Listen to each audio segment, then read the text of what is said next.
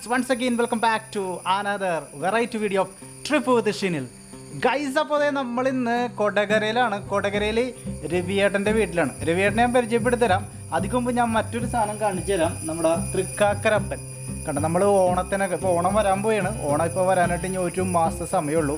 ആ സമയത്താണ് നമ്മുടെ വഴിയരികിലും അതുപോലെ തന്നെ പലയിടങ്ങളിലായിട്ട് നമ്മുടെ മാർക്കറ്റിലൊക്കെ വരുന്ന ഒരു സംഭവമാണ് ഈ തൃക്കാക്കര അപ്പൻ. അപ്പോൾ തൃക്കാക്കര അപ്പനെ കൊണ്ടുപോയി നമ്മൾ നമ്മുടെ ഓണപ്പൂക്കളത്തിൻ്റെ നടുവിൽ വെച്ച് അല്ലെങ്കിൽ പല സ്ഥലങ്ങളിലായിട്ടൊക്കെ വെച്ച് ഓണം ആഘോഷിക്കുന്ന ഒരുപാട് മലയാളികളുണ്ട്. ഈ തൃക്കാക്കരപ്പനെ വീടുകളിൽ പണിയുക എന്നത് കൊടകരയിലുള്ള ഒരു ഏരിയയിലുള്ള ഒരു 35ഓളം കുടുംബങ്ങൾ ഇരുന്ന് പണിയുന്ന തൃക്കാക്കരപ്പനാണ് ഈ തൃശ്ശൂർ ഡിസ്ട്രിക്റ്റിലും അതുപോലെ തന്നെ അതിൻ്റെ പ്രാന്തപ്രദേശങ്ങളിലുമായിട്ട് വിറ്റഴിക്കപ്പെടുന്നത്. അപ്പോൾ ഇന്ന് നമ്മൾ രവിയേട്ടൻ്റെ വീട്ടിലാണ്. രവിയേട്ടൻ എന്താണ് ഈ ഓണം വരുന്ന സമയത്ത് തൃക്കാക്കരപ്പന ഉണ്ടാക്കുന്ന ആളാണ്. അപ്പോൾ എങ്ങനെയാണ് ഈ തൃക്കാക്കരപ്പന ഉണ്ടാക്കുന്നത്, ഏത് കളിമണ്ണാണ് അതിന് ഉപയോഗിക്കുന്നത്, അതുപോലെ തന്നെ എങ്ങനെയാണ് രവിയേട്ടൻ ഈ ഒരു മേഖലയിലേക്ക് എത്തിയത് തുടങ്ങിയ കാര്യങ്ങളാണ് നമ്മുടെ ഇന്നത്തെ വീഡിയോയിൽ കാണിക്കാൻ പോകണം. അപ്പോൾ രവിയേട്ടൻ ഇവിടെ ഉണ്ട്.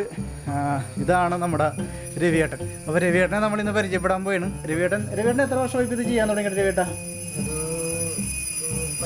17 വർഷം. അപ്പോൾ 17 വർഷമായിട്ട് തൃക്കാക്കരപ്പന ഉണ്ടാക്കുന്ന ഒരു വ്യക്തിയാണ് രവിയേട്ടൻ. അപ്പോൾ രവിയേട്ടൻ ഇന്ന് നമുക്ക് കാണിച്ചു തരും എങ്ങനെയാണ് തൃക്കാക്കരപ്പന ഉണ്ടാക്കണമെന്നുള്ളത് അല്ലേ? ഓക്കെ. അതുപോലെ തന്നെ രവിയേട്ടൻ ഉണ്ടാക്കുന്ന മറ്റൊരു പ്രധാനപ്പെട്ട ഒരു വസ്തുവാണ് ഇതിന് മുകളിൽ വെക്കുന്ന ഫ്ലവർ അല്ലേ? ആ ഫ്ലവറും അതുപോലെ തന്നെ തൃക്കാക്കരപ്പന ഉണ്ടാക്കുന്നതാണ് നമ്മൾ ഇന്നത്തെ വീഡിയോയിൽ നമ്മളിന്ന് കാണിക്കാൻ പോകുന്നത്.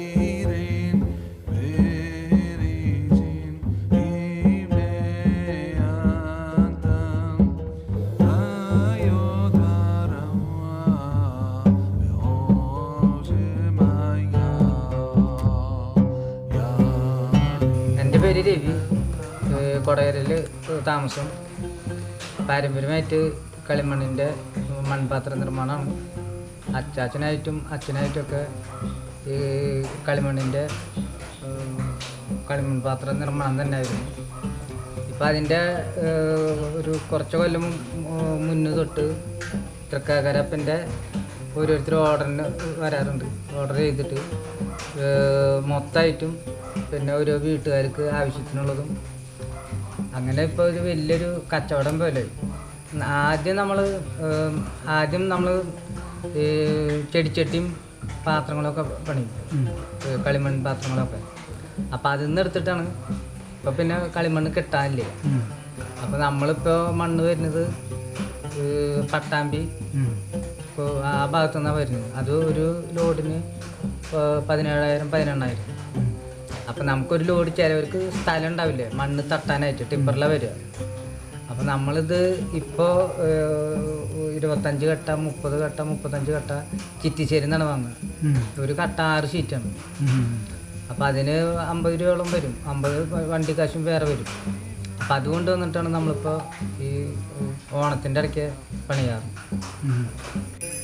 ഓണത്തിന് 2 മാസം മുമ്പാട് നമ്മൾ ചിറ്റിശ്ശേരിയിൽ നിന്ന് മണ്ണ് കൊണ്ടുവന്നിട്ട് ഇതുപോലെ കുറേശ്ശെ ചിലപ്പോൾ പണിക്ക് പോകണമെങ്കിൽ വൈകുന്നേരം വന്ന്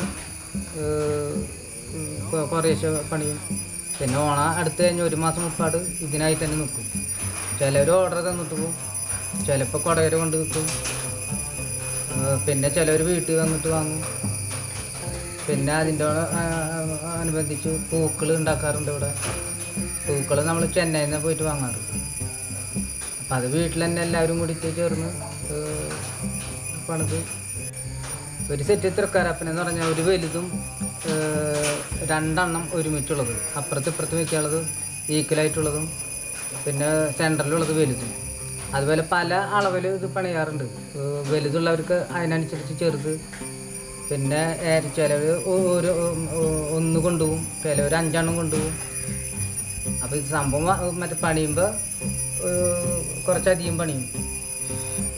ഒരു വർഷത്തിൽ 300-350 സെറ്റ് ചിലവാകും. കഴിഞ്ഞ തവണ ഫുള്ളായിട്ട് ഏകദേശമൊക്കെ ബാക്കിയായിരുന്നു. മഴ ഉണ്ടെങ്കിൽ ഇത് കച്ചവടം നടക്കില്ല. നമ്മൾ പുറത്ത് വെച്ച് വിൽപ്പനല്ലേ, നമ്മൾ സ്റ്റാളൊന്നല്ലല്ലേ. ഇവിടെ ആകെ ഉള്ളത് ഞങ്ങളുടെ ആൾക്കാർ 73 വീടാണ്.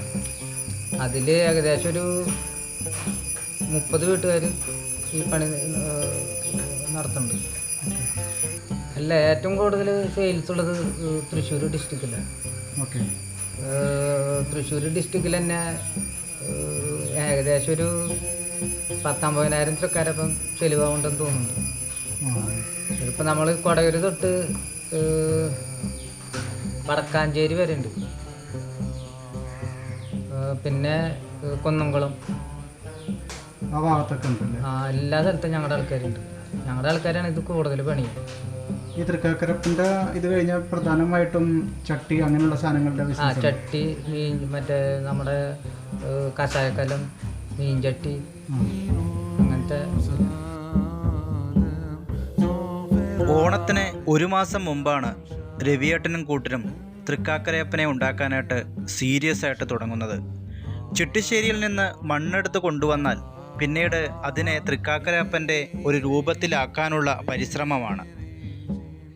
ആ മണ്ണ് കുഴച്ചെടുത്ത് നീട്ടി അതിൻ്റെ മേലിൽ മരക്കഷ്ണം കൊണ്ടടിച്ച് ഒരു ഷെയ്പ്പിലാക്കുന്നു. തൃക്കാക്കരയപ്പനെ ഉണ്ടാക്കുന്നത് പല നീളത്തിലും ഉണ്ടെങ്കിലും എപ്പോഴും വിറ്റുപോകുന്നത് ഒരു സൈസാണ്.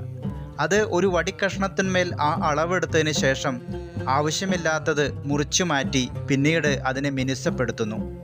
മിനുസപ്പെടുത്തിയതിന് ശേഷം അതിൻ്റെ മുകളിൽ ഭംഗിയേറിയ ഡിസൈനുകൾ ചെയ്യുക.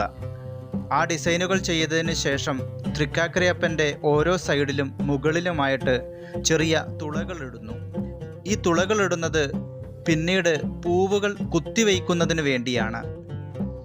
ശേഷം അത് ഉണങ്ങാനായി മാറ്റിവയ്ക്കുന്നു. ഒരിക്കലും ഇത്തരത്തിലുണ്ടാക്കുന്ന തൃക്കാക്കരയപ്പനെ വേവിക്കുന്നില്ല. വേവിച്ചു കഴിഞ്ഞാൽ അതിൻ്റെ ജീവൻ നഷ്ടപ്പെടുന്നു എന്നാണ് പൂർവ്വപിതാക്കന്മാർ പറഞ്ഞിരിക്കുന്നത്. അതുകൊണ്ട് തന്നെ അതിനെ ഉണങ്ങാൻ അനുവദിക്കുന്നു. ഉണങ്ങിയതിന് ശേഷം അതിൻ്റെ മേൽ പെയിൻ്റ് അടിക്കുന്നു. ആദ്യകാലങ്ങളിൽ നാച്ചുറലായിട്ടുള്ള പെയിൻറ്റുകളാണ് തൃക്കാക്കരയപ്പനെ അടിച്ചിരുന്നതെങ്കിൽ പിന്നീട് റെഡ് ഓക്സൈഡ് മണ്ണിൽ തന്നെ കുഴച്ചാണ് ഉപയോഗിച്ചിരുന്നത്. പക്ഷേ റെഡ് ഓക്സൈഡ് ഉപയോഗിച്ചതിന് ശേഷം തൃക്കാക്കരയപ്പനെ വിൽക്കാൻ കൊണ്ടുപോകുമ്പോൾ പലപ്പോഴും അതിൽ നിന്ന് പൊടി ഉണ്ടാകുന്നു. അതുകൊണ്ട് തന്നെ പിന്നീട് റെഡ് ഓക്സൈഡിനെ ഒഴിവാക്കി ഇപ്പോൾ വിലയേറിയ പെയിൻറ്റുകളാണ് തൃക്കാക്കരയപ്പൻ്റെ മേൽ അടിക്കുന്നത്.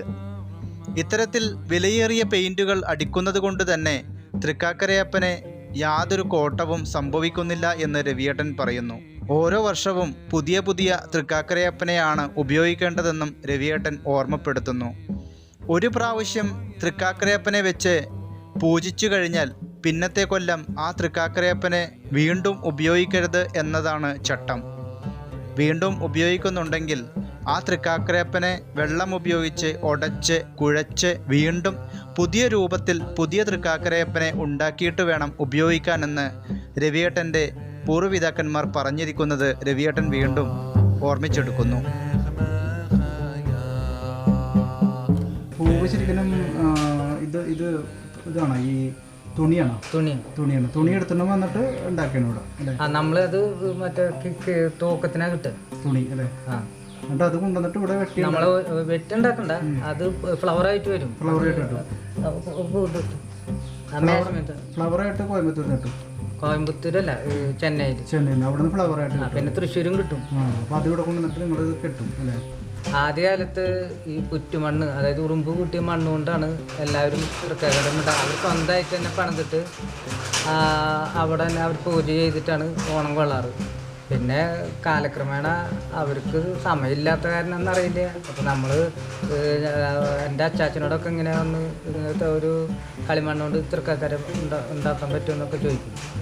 അപ്പോൾ അന്ന് ഒരു 10-15 പണിത് കൊടുക്കും. പിന്നെ അത് ഒന്നും കൂടി ഡെവലപ്മെൻ്റ് ആയിപ്പോൾ കച്ചവടത്തിൻ്റെ ഇതിൽ വരെ എത്തിയിട്ടുണ്ട്. തൃക്കാക്കരപ്പൻ്റെ പൂജ കഴിഞ്ഞാൽ പിന്നെ അടുത്ത കൊല്ലത്തേക്ക് ഇറക്കാൻ പാടില്ലെന്നാണ്.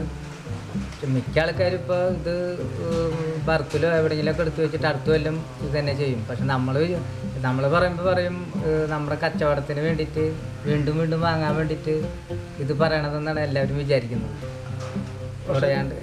ചരിത്രപരമായിട്ട് അങ്ങനെ ഉപയോഗിക്കാൻ പാടില്ലെന്നാണ് അല്ലേ? ഒരു വട്ടം പൂജ കൊടുത്തു കഴിഞ്ഞാൽ പിന്നെ അത് ഉപയോഗിക്കാൻ പാടില്ല. അല്ലെങ്കിൽ അവർക്ക് തന്നെ അതെടുത്ത് കുഴച്ച് വീണ്ടും പണിതിട്ട് വീണ്ടും പൂജ കൊടുക്കും.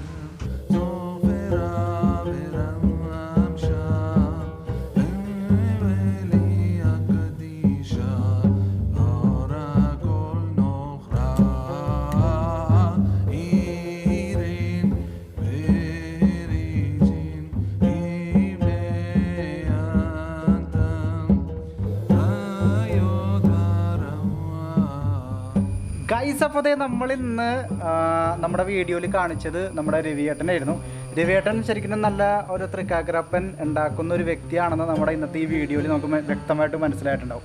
അപ്പോൾ ആ തൃക്കാക്കരപ്പൻ്റെ ഉണ്ടാക്കുന്നതിൻ്റെ ചരിത്രം, അതുപോലെ തന്നെ അതിൻ്റെ ആചാരങ്ങൾ, അതിൻ്റെ ആ ഒരു പ്രോസസ്സുകൾ, അതുപോലെ തന്നെ എത്ര തൃക്കാക്കരക്ക് അപ്പൻ ഉണ്ടാക്കും തുടങ്ങിയ കാര്യങ്ങളൊക്കെയാണ് നമ്മുടെ ഇന്നത്തെ വീഡിയോയിൽ കവർ ചെയ്തത്. അപ്പോൾ വീഡിയോ ഇഷ്ടപ്പെട്ടാൽ നിങ്ങളൊന്ന് ലൈക്ക് ചെയ്യുക, ഷെയർ ചെയ്യുക, അതോടൊപ്പം നമ്മുടെ ചാനൽ സബ്സ്ക്രൈബ് ചെയ്യുന്ന കാര്യം ഒന്ന് പരിഗണിക്കുക. അതോടൊപ്പം ഇങ്ങനത്തെ തൃക്കാക്കരപ്പന മേടിക്കാനുള്ള എല്ലാ ഏർപ്പാടും ചെയ്യുക. ഞാൻ രവിയേട്ടൻ്റെ നമ്പർ കൊടുക്കുന്നുണ്ട്. അപ്പോൾ ആവശ്യക്കാരുണ്ടെങ്കിൽ രവിയേട്ടനെ വിളിക്കുക. നിങ്ങൾക്ക് കടയിൽ നിന്ന് മേടിക്കുന്നതിനേക്കാൾ വിലക്കുറവിൽ നിങ്ങൾക്ക് രവിയേട്ടൻ്റെ കയ്യിൽ നിന്ന് ഇത് തീർച്ചയായും മേടിക്കാൻ പറ്റും. ഓക്കെ.